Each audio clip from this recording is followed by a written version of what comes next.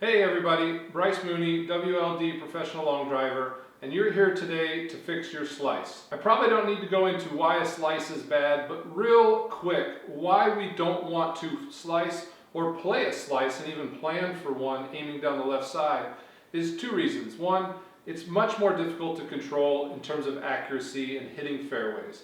Number two, is your drives simply won't go as far as they could be going because the ball is using too much energy going left to right if you're a right-hander, or the opposite if you're a left-hander.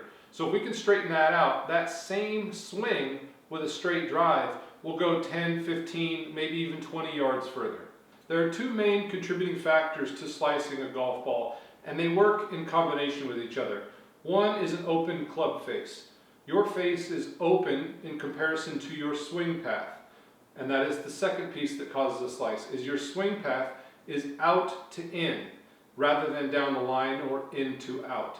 That's what creates the slicing spin if you're a right-hander, causing the ball to move left to right as it goes down the fairway and into the rough. The first thing we're going to address is your club face. Let's make sure that club face is square at impact.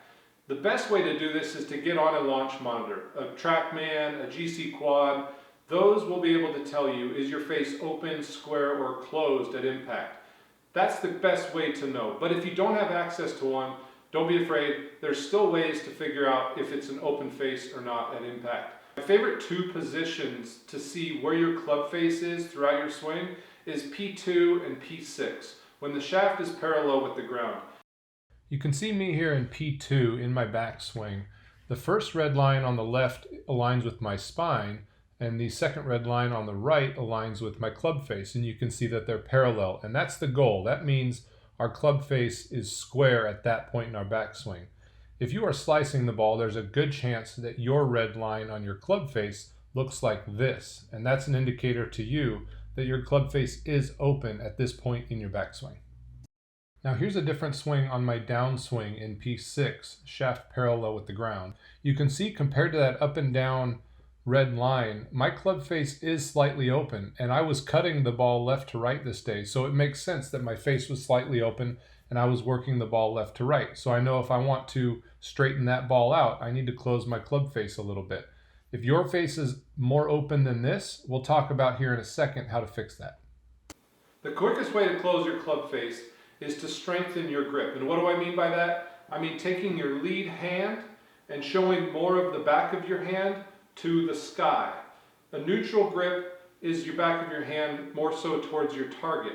A strong grip is a backhand towards the sky. This will help close your club face at impact and throughout the swing. Now if you already have a strong grip and your face is closed, another option is to slow your hips down in your backswing. So when you get to the top of your swing, if your hips are starting to open too soon, it's probably going to mean your hands get stuck behind you in the swing and are late to delivering the club head at impact, which is going to leave an open face.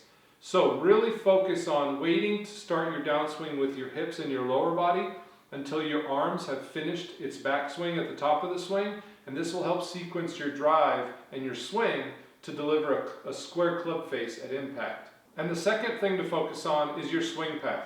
You want your swing path to be inside to out slightly or directly down the line square to your target. Again, a TrackMan, a launch monitor is going to help you see exactly your swing path and if you are out to in, but there's a few ways to find that if you don't have access to one. The first one would be checking your impact position at P7. You should see daylight between your trail arm and your lead arm. If you don't see daylight and your trail arm is covering up your lead arm, odds are you're swinging over top of the golf ball. Another way to check to see what your swing path is without a launch monitor is to film with your camera phone.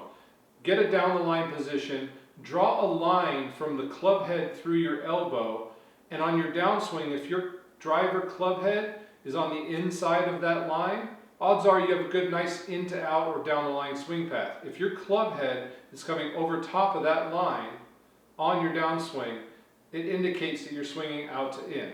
Again, this along with your club face angle at impact is going to lead to that slice. How can we help improve our swing path? Let's get into that. Now with club face alignment, we mentioned starting our hips too soon in the downswing. This can also lead to an out to in swing path. So my biggest tip that I give myself if I start struggling with swing path is to use my big muscles to swing on the downswing and not to use my arms. If I'm trying to muscle the club with my arms, I cast my hands out and I usually lead to an out to in swing path. But if I focus on using my core, my legs and my hips to deliver the club into impact, it really allows my arms to drop into the slot and swing inside to out.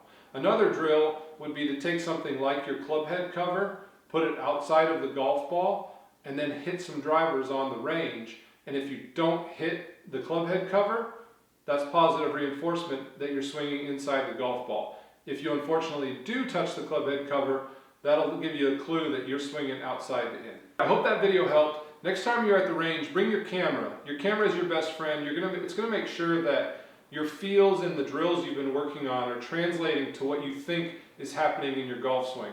So let's get rid of that slice. You're gonna gain another 20 yards on your drive, and you're gonna hit more fairways, which will lower your score. So I hope this video helped. Throw a comment below if you have any questions, and give a subscribe. We'd really appreciate it. And we'll see you again here soon for another video.